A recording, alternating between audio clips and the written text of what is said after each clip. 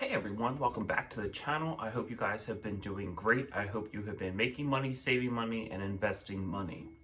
In today's video, we're going to talk about the hidden impact of car payments on the middle class.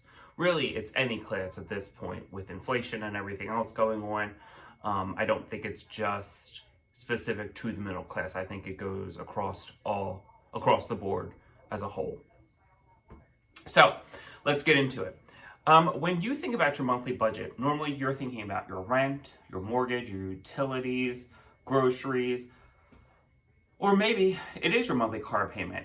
A lot of times you'll hear that people are encouraging you not to have a car payment. If you do, then have a small car payment, right? Especially if you're trying to buy a new or used car. Try to get your payment as low as possible. But for millions of middle-class families, that monthly car payment isn't just a number, it's a financial pressure point. You know, some car payments could be anywhere from $200 all the way up to $1,000, depending on the type of vehicle that you bought, the financing that you received, and anything extra that may have been added on to that purchase of the car. Car payments have been steadily climbing, and their effects are far-reaching than just a few extra dollars every month. So it's no secret that car prices have surged in recent years. In fact, the average price of a new car today is over $47,000. That's more than double what it was 20 years ago. And if you're financing your car with a loan, chances are you're paying more than you thought. With rising interest rates and long-term loans, monthly car payments are climbing even higher, okay? Now, I've kept my car for 7 years now, so 7 years ago, and it was a brand new car, but it was nowhere near $47,000.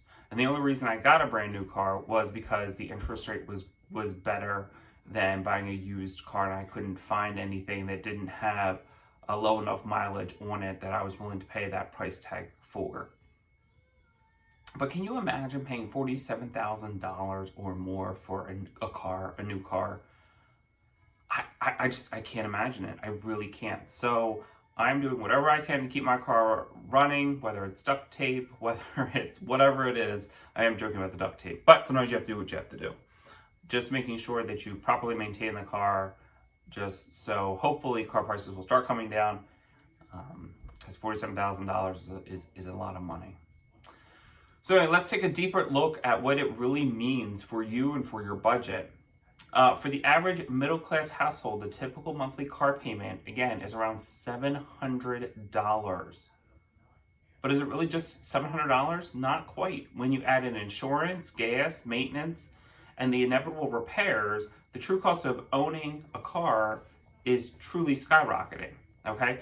That's not something that we're always thinking about, right? When we're going into the dealership and we're negotiating the price of the car, the terms of the agreement, the financing, all of those things. We're not thinking about, okay, in X number of years, I'm going to need tires, brakes, batteries, windshield wipers. I mean, all of those things come into, yes, you're paying $700 maybe a month for a car note, but then you're also having to pay for gas, insurance, right? Like if you go from a sedan up to an SUV, the classification of your car changes, so your insurance might change as well. So you have to think about all of those things when you're looking for a newer or, new or newer to you vehicle, all right?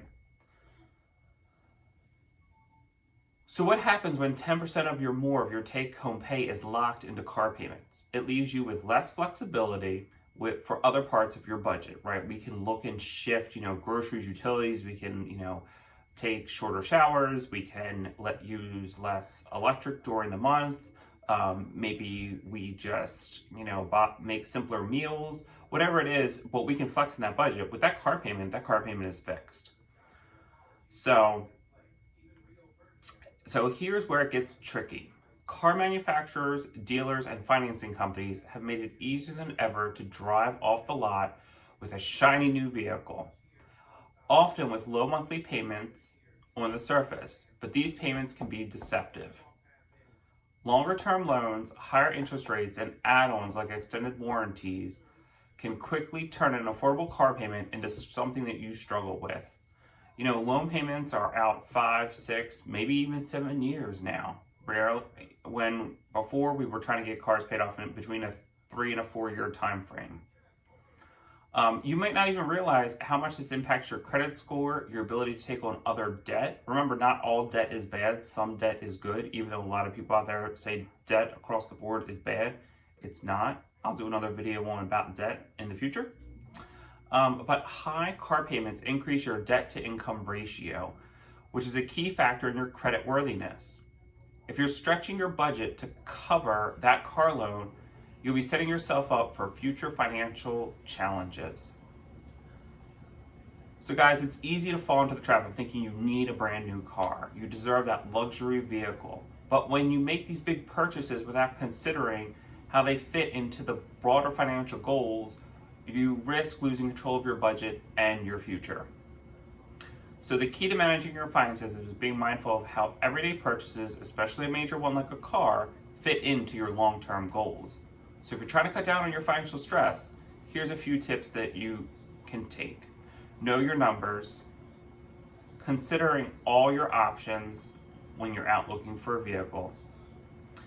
Avoid upsizing your vehicle for the wrong reasons. Really think about where you are in your life, where you are going to be, and can you still stick with the same type of vehicle that you have now. And finally, be honest with yourself about what you can afford. Yes, it may be great. It may be something that you may or may not need, but is it really going to get you to where you want to be, right? It's a car. It's going to depreciate in value. And if your dream is to start your own business or to retire when you're 60, whatever your dream is that car payment going to impact that dream of yours? Okay? So, if you're in the market for a new car or a used car, remember, just ask yourself, can I really afford this? Is this going to cause me financial stress down the road? And because when it comes to your budget, your car should be a tool to help you get ahead, not drag you down. So guys, I hope you found this video helpful. Hit the like button, subscribe, and share. Comment below. Share your stories. And thank you guys for watching, and I'll see you all in the next video.